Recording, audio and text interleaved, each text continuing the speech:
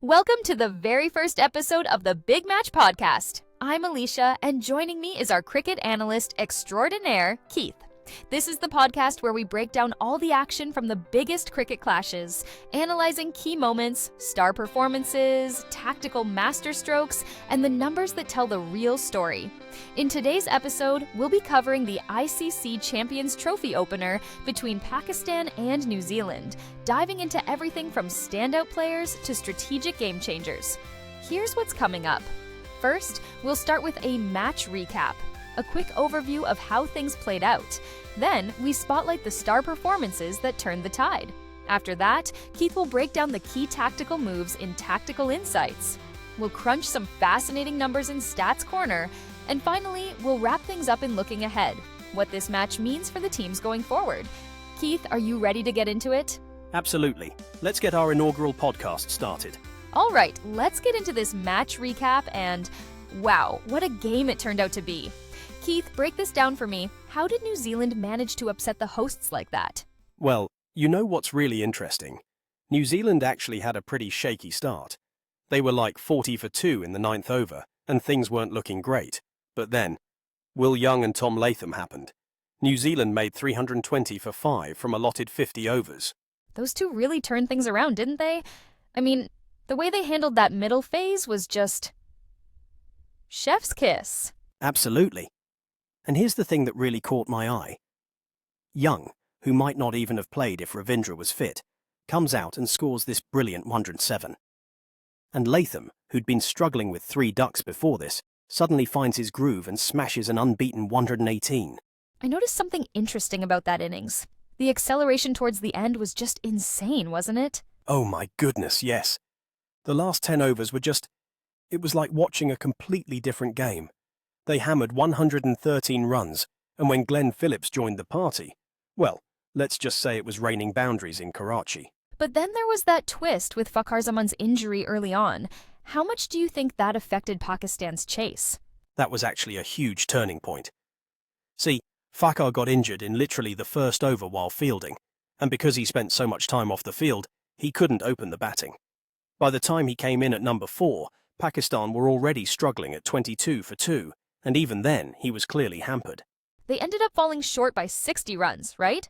Yeah, they managed 260 in the end, but honestly, they were never really in the chase. Even Babar took 81 balls for his 50, which tells you everything about how well New Zealand's spinners controlled that middle phase. It was like watching a slowly deflating balloon. You knew where it was heading, but you couldn't look away. All right, moving into our star performances segment. And there were quite a few standouts today.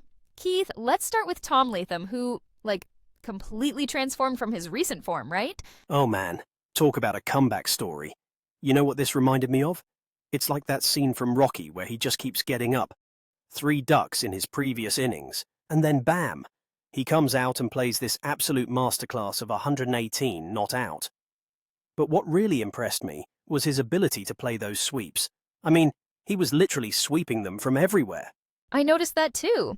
Wasn't it something like 52 runs just from the leg side square region? Exactly. And that's what made his innings so special. He was like a chess player, always thinking 2 moves ahead. But hold on.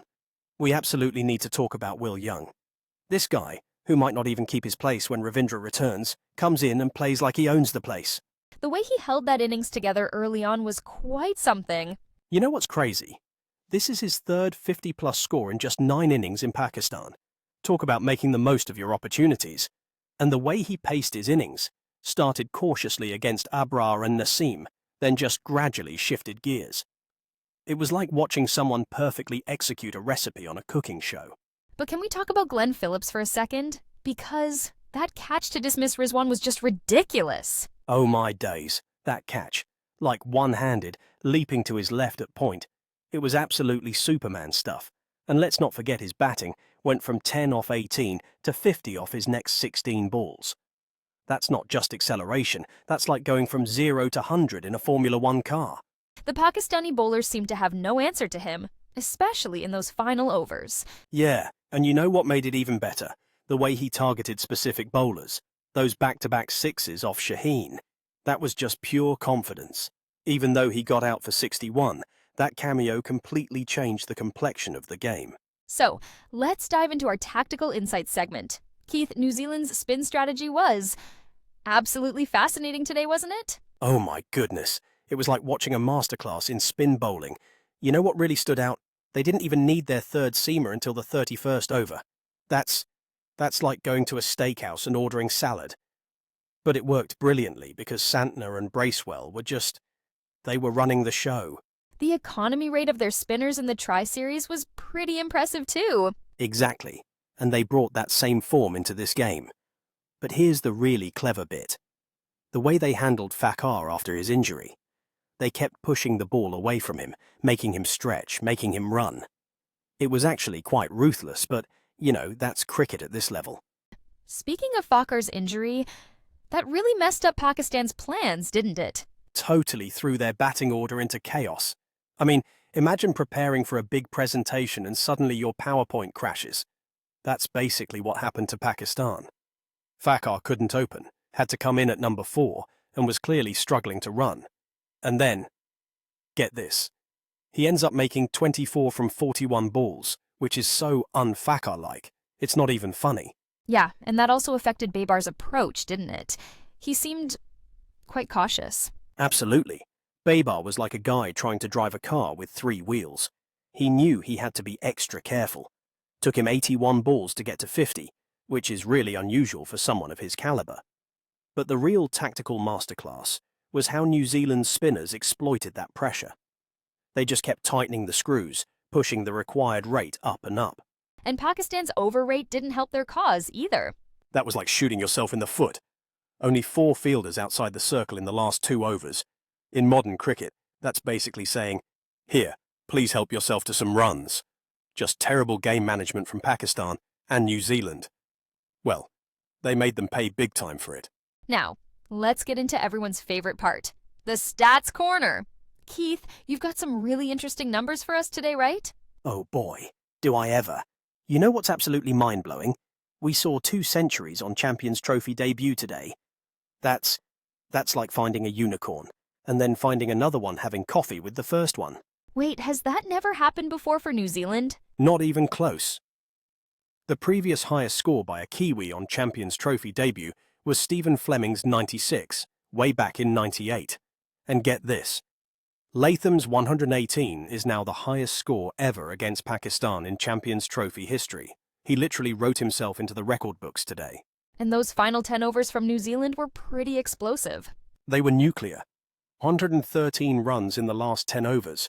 That's the second highest in Champions Trophy history. Only time anyone's done better was, funny enough, also New Zealand when they smashed 142 against USA in 2004.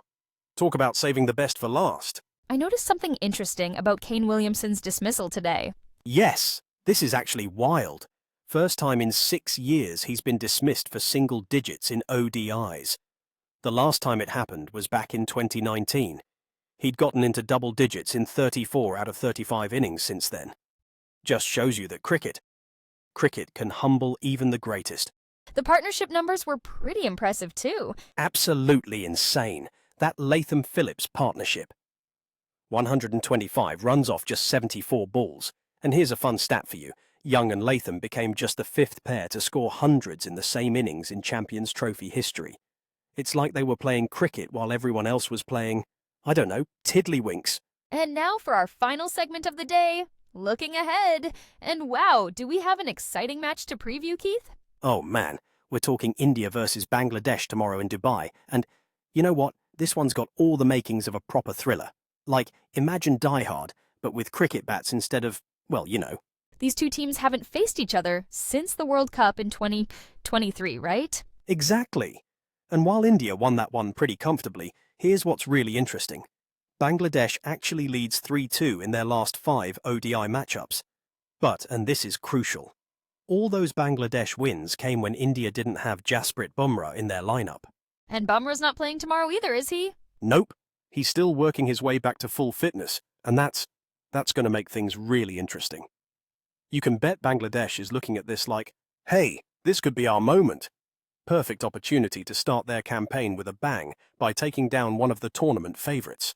And speaking of tournament implications, what about Pakistan after today's loss? Look, in a tournament this short, every game is basically like a quarter-final. With just 3 group matches, Pakistan's now walking on a tightrope. They absolutely cannot afford another slip-up. It's like that scene from Mission Impossible, you know? One wrong move and, well, you get the picture. Their next game becomes absolutely crucial then. Crucial doesn't even begin to cover it.